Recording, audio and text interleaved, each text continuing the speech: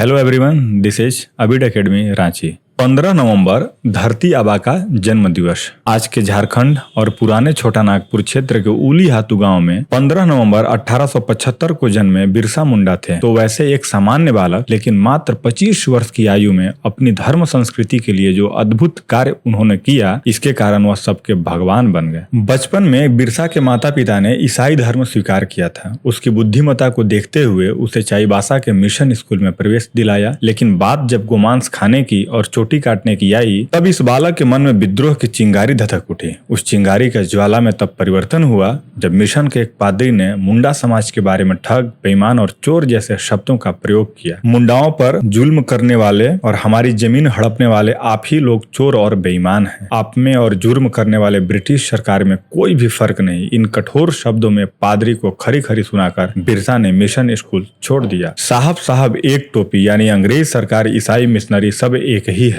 आगे चलकर ये दोनों और इन दोनों को सहयोग देने वाले जमींदार बिरसा मुंडा के सबसे बड़े शत्रु बन गए। इसी बीच बिरसा का आनंद पांडा से संपर्क हुआ। उन्होंने रामायण, महाभारत जैसे ग्रंथों का अध्ययन किया। इन ग्रंथों का उनके मन पर काफी गहरा प्रभाव पड़ा। धीरे धीरे एक आध्यात्मिक महापुरुष के रूप में उनका स्थान निर्माण होने लगा। बिरसाइयत नाम से उन्होंने एक आध्यात्मिक आंदोलन की शुरुआत की। मुंडा, उरांव और अन्य कई समाज के हजारों लोग इस आंदोलन में शामिल होने लगे। शराब मत पियो, चोरी मत करो, गौ हत्या मत करो, पवित्र युगो पवित्र पहनो, तुलसी का पौधा लगाओ, ऐसी छोटी छोटी बातों से लोगों में एक आध्यात्मिक चेतना जागृत होने लगी। बिरसा की इस बढ़ती ताकत का ब्रिटिश सरकार में एक डर पैदा हुआ। उन्होंने छल कपट से बिरसा मुंडा को हजारीबाग की जेल में कैद कर लिया, लेकिन वह उसे ज्यादा दिन जेल में रख नहीं पाए। जेल से छूटने के बाद तो बिरसा ने मानो अंग्रेज सरकार को उखाड़ फेंकने का निश्चय ही कर लिया था। जल, जमीन और जंगल के अधिकारों के लिए उन्होंने अंग्रेज सरकार के खिलाफ एक प्रखर आंदोलन शुरू किया। इसी संदर्भ में 9 जनवरी 1900 को डोम्बारी पहाड़ी पर एक विशाल जनसभा का आयोजन किया गया था। इस आंदोलन को कुचलने के लिए ब्रिटिश सरकार ने स्ट्रीट फील्ड के नेतृत्व में आंदोलकों पर अंधाधुंध गोलियां चलाई, जिसमें हजारों मुंडा बलिदान हो गए। कहा जाता है कि जालियांवाला बाग जैसा ही यह एक भयंकर एवं सुनियोजित हत्याकांड था। अब अंग्रेजों ने बिरसा को पकड़ने के लिए इनाम घोषित किया। कुछ दिनों के बाद अंग्रेज सरकार बिरसा मुंडा को पकड़ने में कामयाब हो गई। उनको रांची के जेल में रखा गया, लेकिन 9 जून 1900 को संदेहास्पद अवस्था में बिरसा की मृत्यु हो गई। हालांकि उनके मृत्यु का कारण हैजा दिया गया, लेकिन ऐसा कहा जाता है कि अंग्रेज शासन द्वारा विष प्रयोग कर उनकी हत्या कर दी गई। भगवान बिरसा मुंडा की जीवन लीला तो समाप्त हो गई, लेकिन स्वधर्म, संस्कृति और स्वदेश की रक्षा की जो ज्योति उन्होंने प्रज्वलित की थी, उसी को सहारा बनाकर सैकड़ों क्रांतिकारियों ने भारत की स्वतंत्रता के लिए अपने प्राणों की आहुति दी। बिरसा मुंडा जनजातीय अस्मिता के एक ऐसे महानायक थे जिनकी प्रेरणा आज भी हमें धर्म, संस्कृति के प्रति